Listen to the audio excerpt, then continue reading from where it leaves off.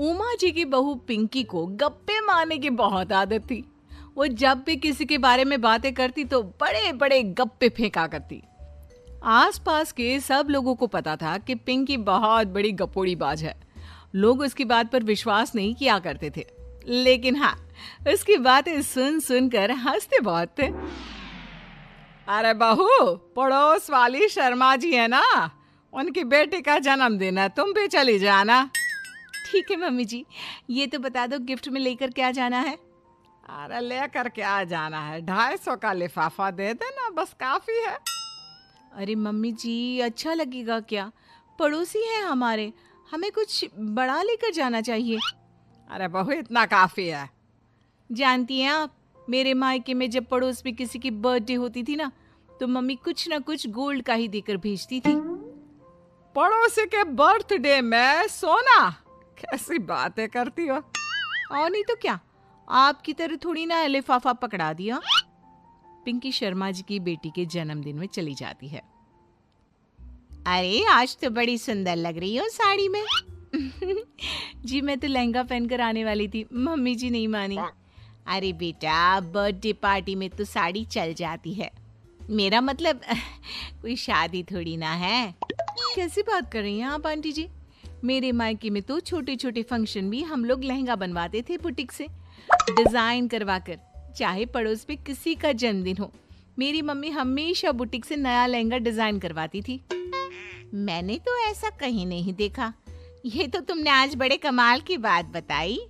अरे जाने दीजिए, कोई बात नहीं। और बताइए, आपकी बेटी नजर नहीं आ रही। अरे भाभी, मैं यहाँ हूँ, ये देखिए मेरा ड्रेस कैसा लग रहा है। ठीक ही है, मतलब बर्थडे के हिसाब से थोड़ा हल्का है ना। अरे भाभी, इतना सुंदर गाउन पहना है मैंने। मैं ना शादी से पहले अपने बर्थडे पर हमेशा जरी वाला लहंगा पहना करती थी, यही मैं तुम्हारी मम्मी को भी बता रही थी। उसके बाद केक काटने का प्रोग्राम शुरू होता है। सब लोग इकट्ठे हो जाते हैं। शर्मा जी की बेटी का केक देखकर पिंकी से रहा नहीं जाता। उसके अंदर का गपोड़ी बाज बाहर निकल कर आ जाता है। अरे इतना छोटा सा केक! अरे बेटा, मेहमानों के हिसाब से ही है, जितने लोग इतना बड़ा केक।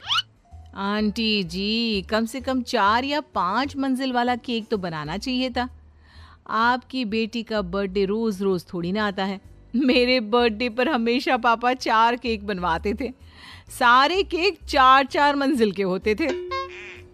वहां पर सारे लोग उमा जी के मोहल्ले के ही थे और वो पिंकी के गप्पे मारने की आदत से अच्छी तरह वाकिफ थे, इसलिए सब लोग उसकी बात सुनकर हंसने लगे, लेकिन किसी ने पिंकी से कुछ नहीं कहा। एक दिन सुबह सुबह पिंकी ने अपनी सास से कहा, मम्मी जी, मेरे मम्मी पापा मुझसे मिलने के लिए यहाँ आ रहे हैं। अरे वाह, ये तो बहुत अच्छी बात है। उनके आने की तैयारी करो, अच्छा अच्छा खाना बनाओ। वैसे कब तक आएंगे? मम्मी जी फ्लाइट से आ रहे हैं, कल शाम को 4 बजे की फ्लाइट है। फ्लाइट? लेकिन बेटा, तेरा मायका तो यहाँ से 2 घंटे की दूरी पर है। तेरे मम्मी पापा फ्लाइट से कब से आने लगे? अरे मम्मी जी, आपको पता नहीं है, मेरे मम्मी पापा ना आधे घंटे की दूरी के लिए भी फ्लाइट का टिकट बुक करवाती है। अरे गप्पे थोड़े कम मारा करो बहू, कोई फ्लाइट से तब आएगा ना जब यहाँ पर एयरपोर्ट होगा। तुम्हारी मम्मी क्या उड़कर आएगी घर में? अरे हाँ मम्मी जी, मैं तो भूल ही गई थी। वो क्या ना, मेरे मम्मी पापा हमेशा फ्लाइट से ही ट्रैवल करते हैं, तो मेरे दिमाग से ही निकल गया था। अगले दिन पिंकी के मम्मी और पापा पिंकी से मिलने के लिए उसके घर आते हैं। आइए आइए जी, आपका बहुत बहुत स्वागत है। और समदन जी, हमारी बेटी की कोई शिकायत तो नहीं ना? ठीक से संभाल लिया है ना आपका घर?